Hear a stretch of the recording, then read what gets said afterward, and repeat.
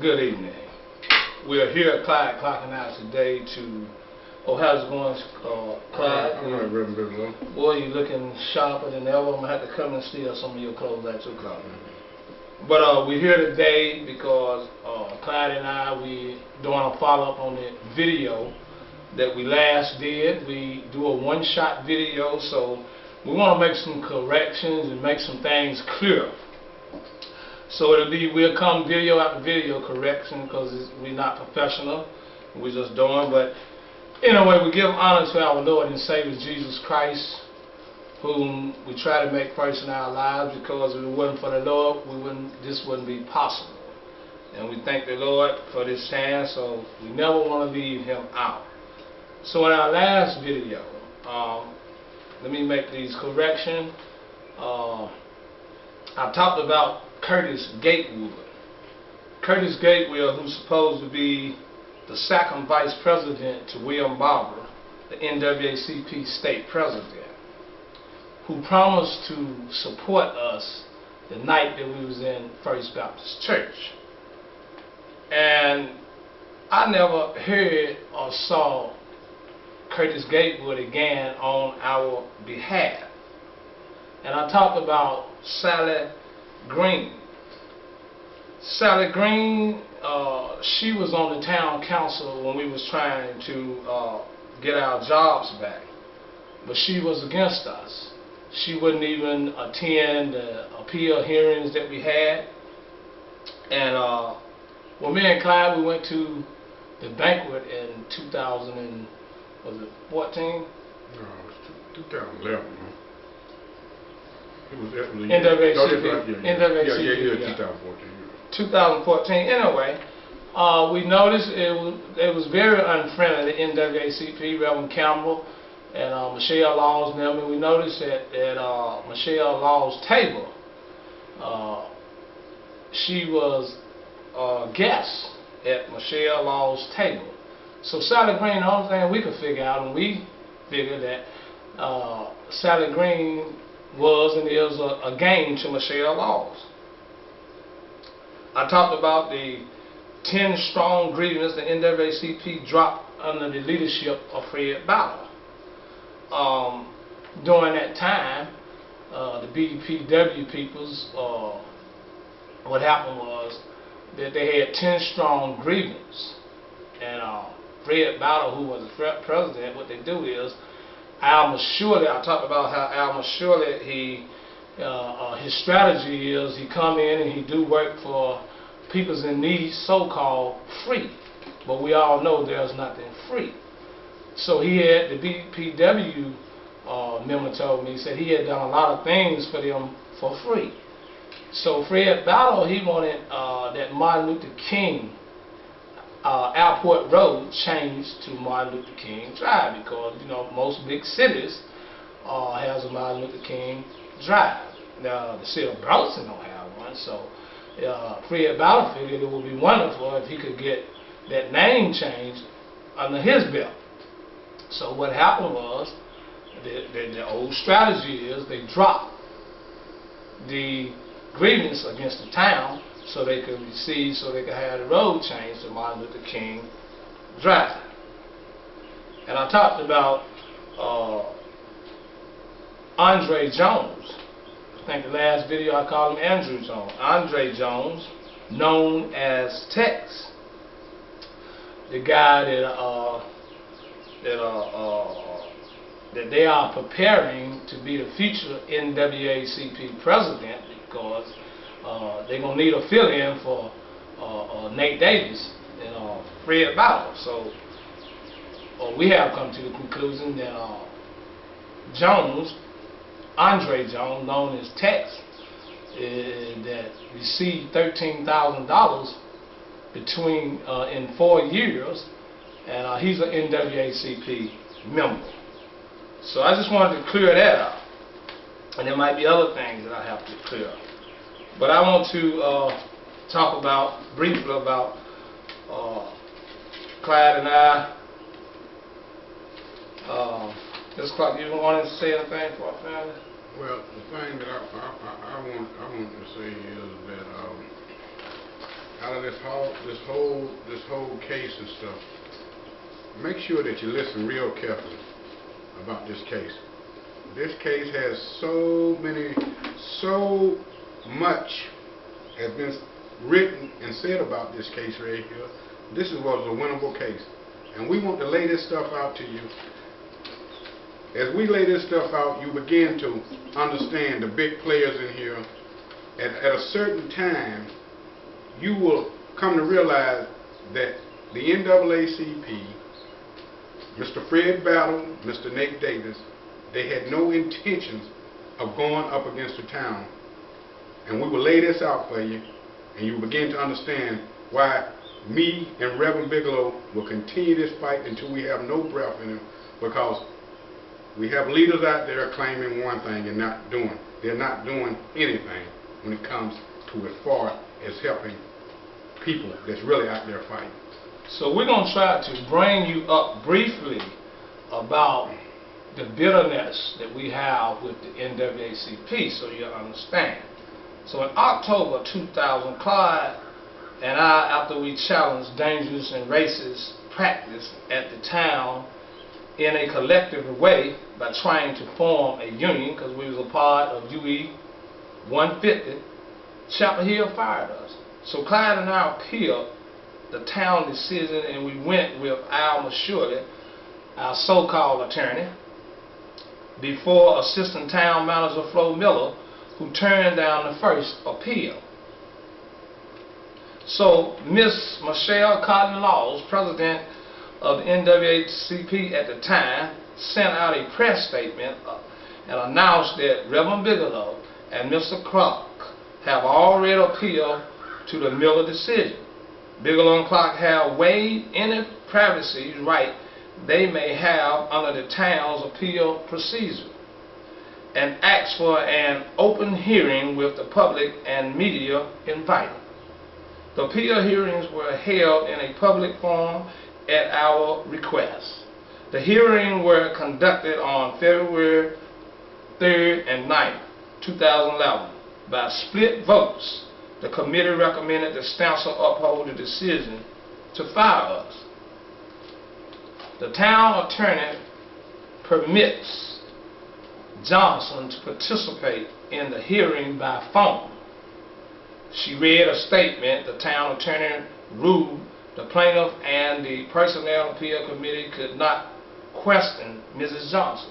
What do you think about that night when we had, that's the way they did us on that? You cannot go into a courtroom and have somebody testify against you behind closed doors. That's not the democratic way. I think it was a big sham, and they know it was a sham. And the thing that we want to get you to understand, after the appeal, after we went through the the appeal with Flo Miller, we decided we went to court. We went up to, we put a lawsuit on the town. We went to... okay, hold that for a minute. Now this is back to Public Works Director Lance Norris stated that he decided to fire me despite the fact that I had been given complimented job performance rating and had received no warning. Town admit it has spent over $20,000 in taxpayers' money to hire a private detective who worked for an anti-union corporation from Raleigh. So then, I filed a lawsuit myself. Now, NAACP lawyer, McSurely, was dragging his feet. I had went to the EEOC and filed a complaint on past old promotion. They gave me a written letter to sue. I asked my brother, McSurely, telling time was running out. So because time was running out, I filed a lawsuit myself against the town. And what happened, McSurely now didn't have no intention to do a lawsuit. This was in 2011. But they got embarrassed and shamed because a sanitation worker come up and filed his own lawsuit.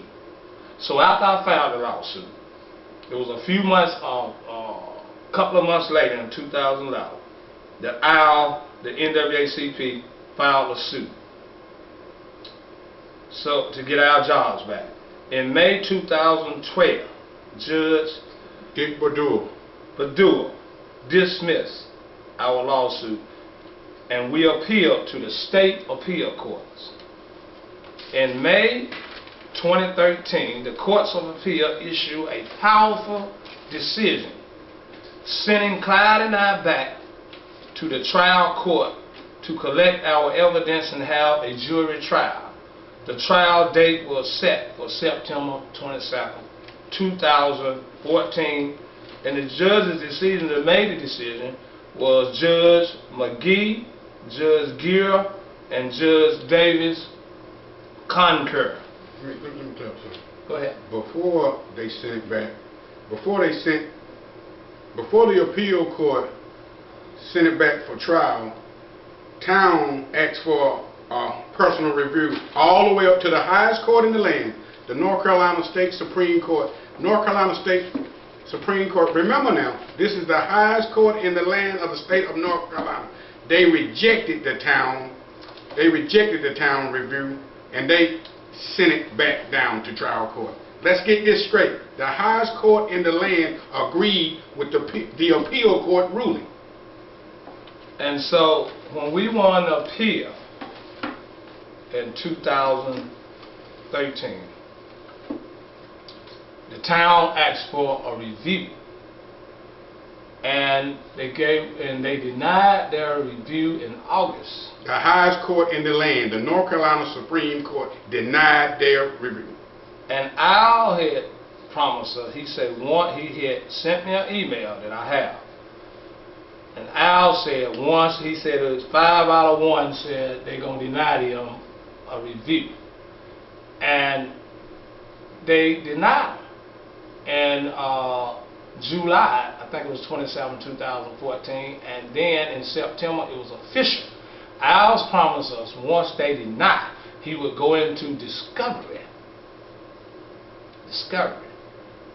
So we won that, and Al never did go into discovery. They sent our interrogative papers in December of the same year. So me and Clyde started trying to call, go by his house, run him down. So we finally got a meeting with Al, and he come with this jibble, flip-flop, playing games with, which I have it, documents of it. So he finally supposed had sent, well, he was really long overdue, and he turned in anyway to speed it up. We had what's called a summit in 2014. Carl Fox was the judge. Al McSurely had did a mediocre job. They denied us. Carl Fox threw it out.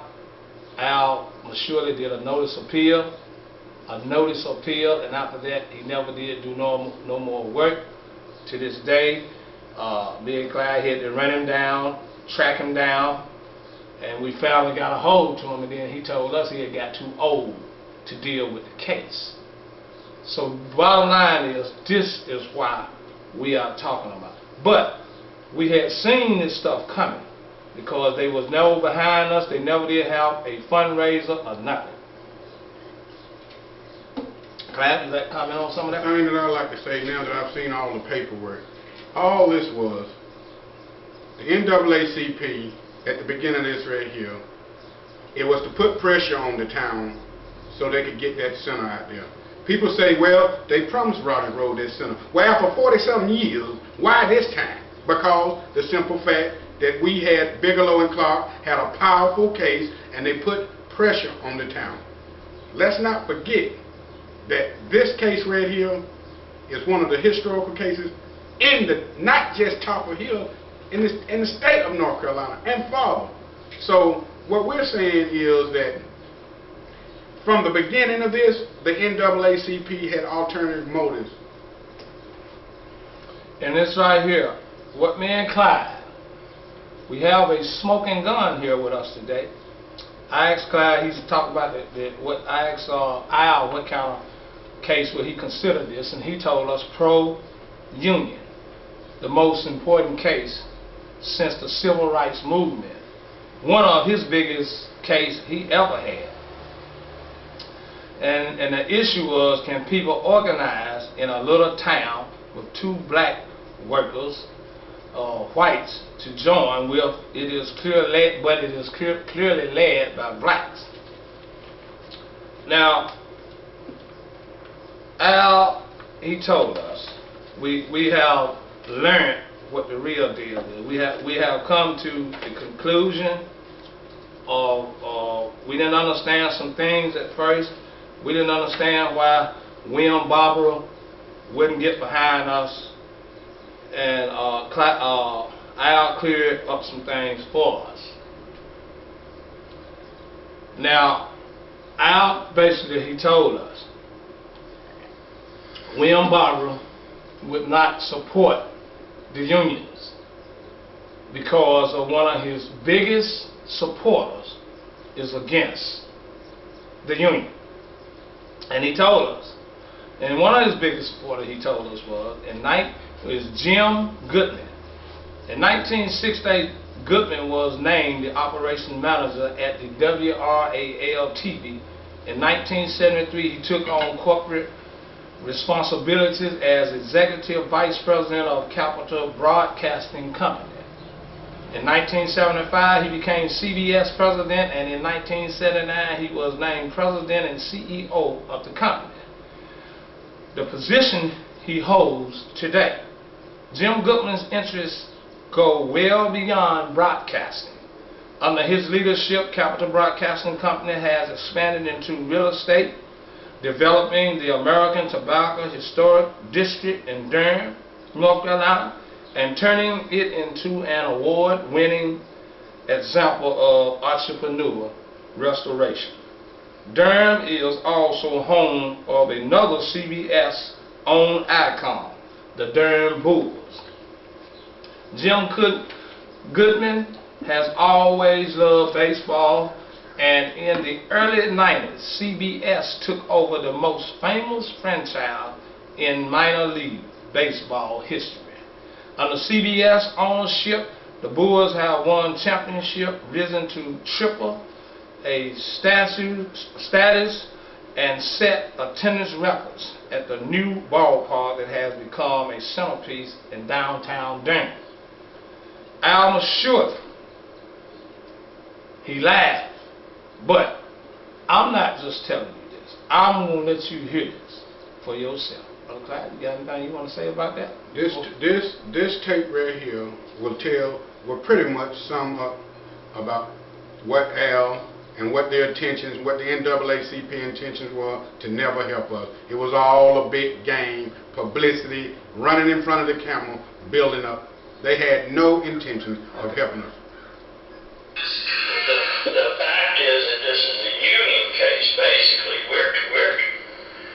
When you put the word union in it, which I believe in and you all believe in, that sounds as if you raise money for it. Unions are raising money for it. And fucking UE 150. Sit down, fine. Listen to me.